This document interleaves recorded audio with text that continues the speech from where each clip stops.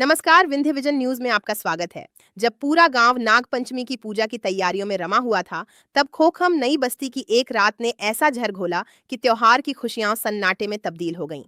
यह कोई सामान्य रात नहीं थी। यह वो रात थी जब एक अदृश्य मौत रेंगती हुई आई और एक घर को हमेशा के लिए तोड़ गई। 34 वर्षीय भूटान रावत अपने पति सुखंदन रावत के साथ घर के भीतर जमीन पर सो रही थीं। बरसात का सीजन था, जैसे कुछ अनहोनी होने वाली हो। रात लगभग 2 बजे एक विषैली नागिन चुपके से घर में घुस आई और किसी को भनक तक नहीं लगी। अचानक भूटान की चीख ने पति सुखंदन को नींद से झकझोर दिया। लेकिन जो नजारा उसने देखा, वह किसी बुरे स्वप्न से कम नहीं था।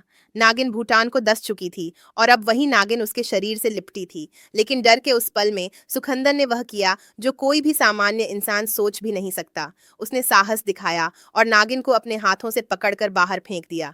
उसकी जान बच गई, पर उसकी पत्नी काल का ग्रास बन चुकी थी। नाग पंचमी का दिन, जो सामान्यतः पूजा, श्रद्धा और सांपों के सम्मान का प्रतीक होता है, इस गांव में अब एक शोक का पर्व बन चुका है। जो लोग सुबह मंदिरों में दूध और चावल चढ़ाने की योजना बना रहे थे, वो अब श्मशान घाट की ओर चुपचाप बढ़ते दिखे। स्थानीय पुलिस मौके पर पहुंची और मामला दर्ज कर लिया है। शव को पोस्टमार्टम के लिए भेजा गया है। कहाँ से आए आप लोग? खोखम नहीं बस्ती से। जिनकी मृत्यु हो गई है, कैसे हुई मृत्यु? नागिन काटे कीड़ा। कब काटे? एक 2 बजे रात। 2 बजे रात? घर में ही काट लिया? हाँ, घर में काट लिया सोबत के समय। हाँ। जब काटा तो आप लोग यहाँ लेकर आए?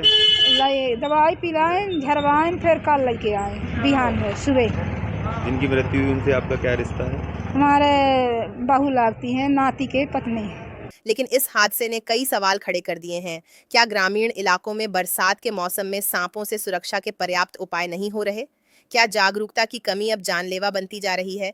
भूटान रावत की मृत्यु सिर्फ एक महिला की मौत नहीं है, यह एक चेतावनी है, एक संदेश है और एक कड़वी सच्चाई है। सांपों के साथ श्रद्धा का रिश्ता रखने वाला यह समाज क्या अब जागेगा, या फिर अगली नाग पंचमी किसी और की जान ले जाएगी? कभी कभी त्योहार सिर्फ खुशियां नहीं लाते, वे समय की सबसे काली सच्चाइयां भी उजागर कर जाते हैं। फिलहाल इस खबर में इतना ही। फिर मिलते हैं एक नई खबर के साथ।